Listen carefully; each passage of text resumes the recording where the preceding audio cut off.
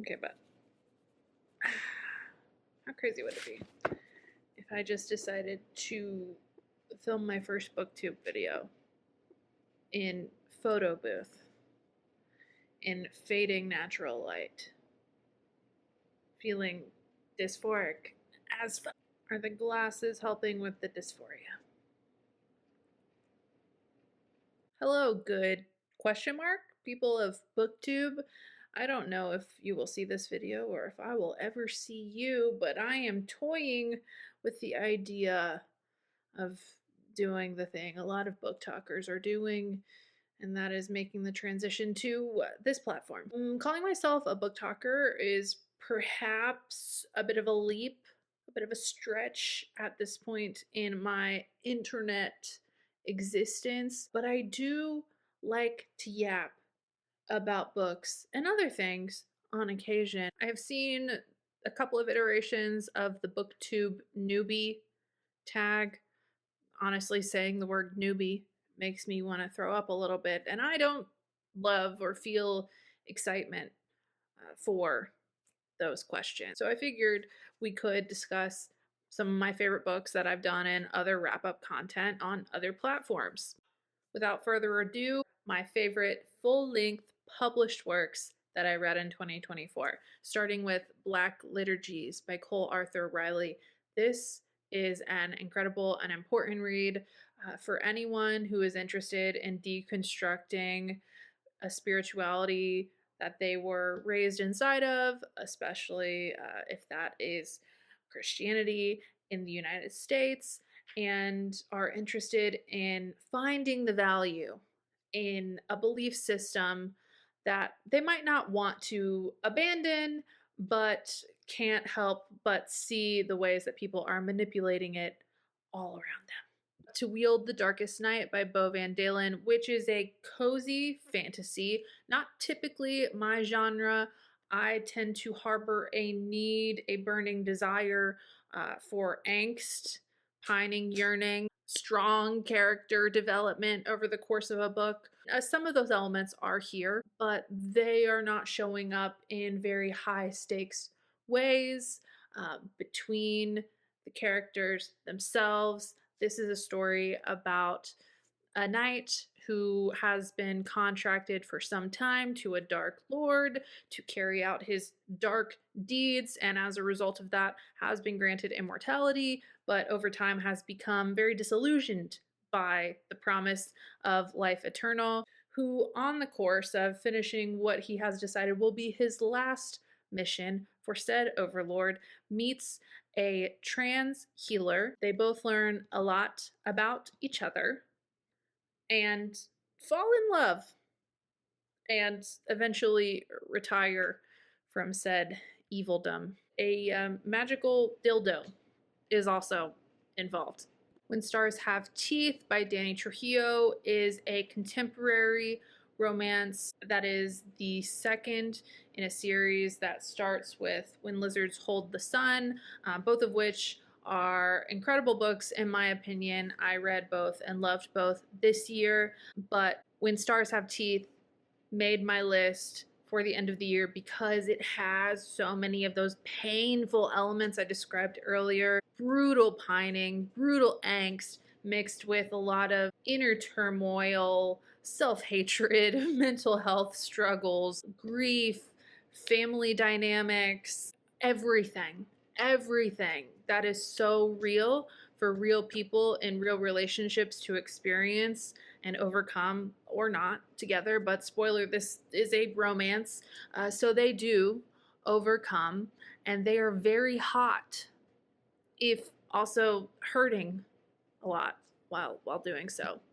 Game Misconduct by Ari Baran, which is the first book in the Penalty Box series by Ari Baran. There are currently 3 of these published. I have read, devoured, and loved all of them. The 4th one is coming out several days from when this video is being recorded. I am sure it will also reduce me to an obsessed puddle, incapable of thinking of much else other than these books. But this particular book made this list because these characters are so deeply feral and profoundly unhealed, and they don't need each other to fix or improve themselves, but I think they certainly benefit from each other and work that much harder to overcome their trauma so they can be better for the other person. And it's so good. It's so good. I am inspired yet again to perhaps actually watch hockey and continue to only rally for sports romances in which both characters in the book play the sport. Make Room for Love by Darcy Liao, another contemporary romance. What can I say? That is where I am leaning at this point in my life, because I'm really interested in what authors have to say in their fictional creation of the real world. I feel like it's such a potentially powerful vehicle for important messages that people need right now, or in its best iterations it can be, and that is certainly the case with Make Room for Love. It's trans, it's sapphic, it's pro-union. I could not stop raving about this after I read it. I think I've convinced several people to pick it up as well. I haven't heard a negative word about it yet, and I better not start. Seasons Change by Cait, Nary, another gay hockey romance. I'm becoming a caricature. I don't know what to tell you. Another impeccable story full of angst, full of denial of feelings, mutual pining, mutual yearning, a fully fleshed out journey of self exploration and development for both of our main characters. And they're so in love, it hurts. If you, like me, are a sick, twisted individual and love to see two clueless idiots become friends and like pretend that they're not in love with each other for the majority of a book, join me. Darknesses by Lachelle Seville. Honestly, it's really hard to explain this book. It is black, it's sapphic, it's about vampires, it's about vampire hunters, it features an angel cult, it is about grief, it is about self-belief, it is about love, it is about family and friendship, it's trans, and it fucks, and it is an absolutely bonkers exploration of where imagination and creativity can take you when you are not bound by the strings of traditional publishing. If you want to read this, be prepared to go on the ride. The people who get it, they're gonna get it, and they need it. They need to get it. Not in Love by Ali Hazelwood. Listen, I have not yet been fully Ali Hazelwood pilled. Okay, I liked Bride.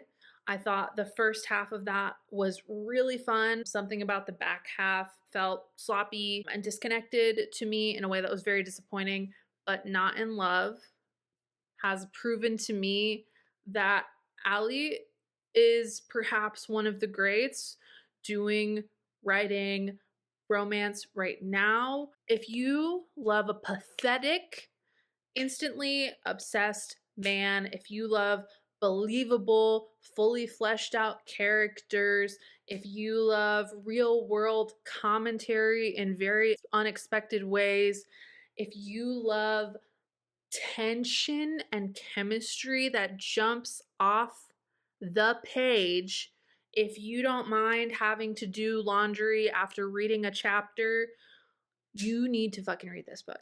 I was like really grappling with putting this book on some of my end of year lists because the people involved in the story do work at a startup, and I am kind of loath to put on pedestals books that I feel like don't really challenge those or capitalism in general, but this book surprisingly does in some interesting ways that I've never read before, and it has converted me. I'm an Ali Hazelwood believer now. I can't wait to read Deep End. I'm told it delivers similar things. So I might not be spelunking in her backlist, but I will continue to proselytize for this book because you should read it. If you are also an Ali Hazelwood skeptic, please know that I was one. I was prepared to be a lifelong hater. I've seen the light. Bitter by Akwaeke, emezi. Longtime viewers from Book Talk, Bookstagram will know that You Made a Fool of Death with Your Beauty was my entire personality for a period of time after it came out. And I read Pet and I enjoyed Pet, and I really appreciated it because I love any kind of media that centers abolitionist futures. I think that's deeply important and can be done so well in speculative fiction. But I loved Bitter even more than Pet. Bitter is the prequel to Pet, and Pet is famously set in a future where monsters have been disappeared, and monsters are a metaphor for harm and people who perpetuate it. But Bitter is about the main character and Pet's parents and what they go through in the revolution that gets rid of the monsters. A lot of really important conversations in this one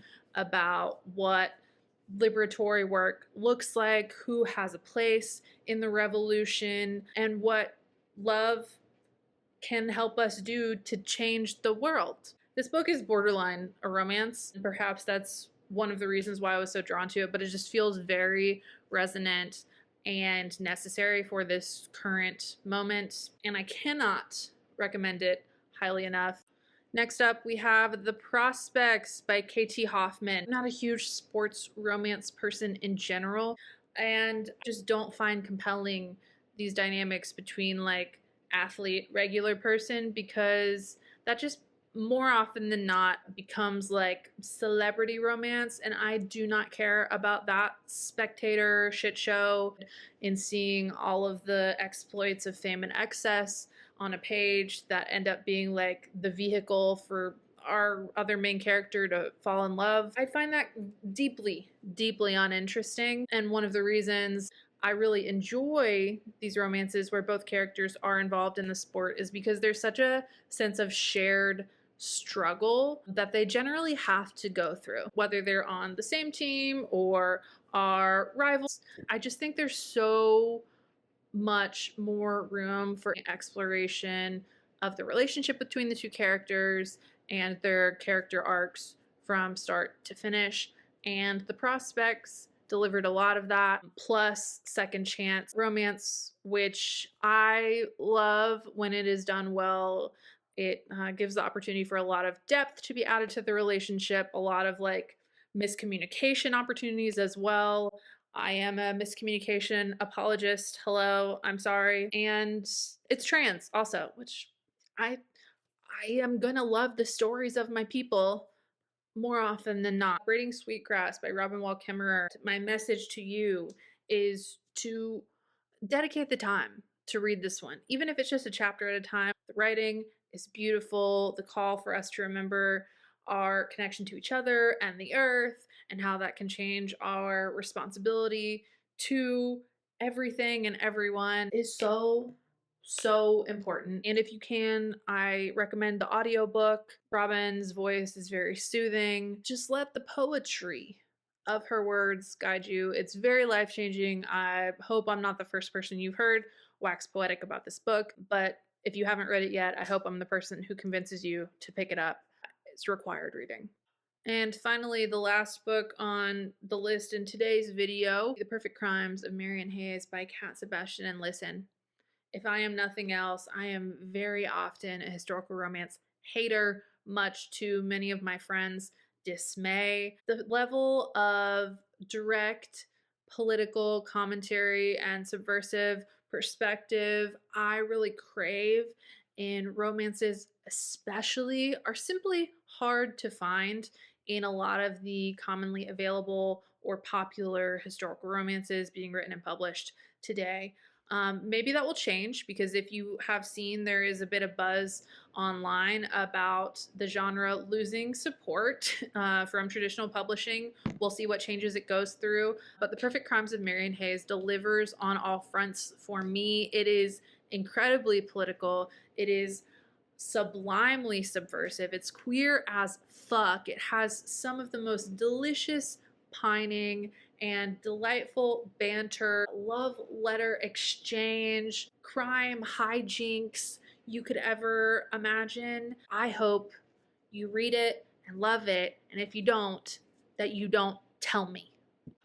that's all I have today for this segment of year-end wrap-up content. Let's see what your tolerance is for this poor video and audio quality and my generally questionable temperament. Perhaps I'll be back. Maybe I won't. 2025 is going to be a year for throwing shit at a wall and seeing what sticks. So if you do stick to my wall, I look forward to perhaps seeing you again.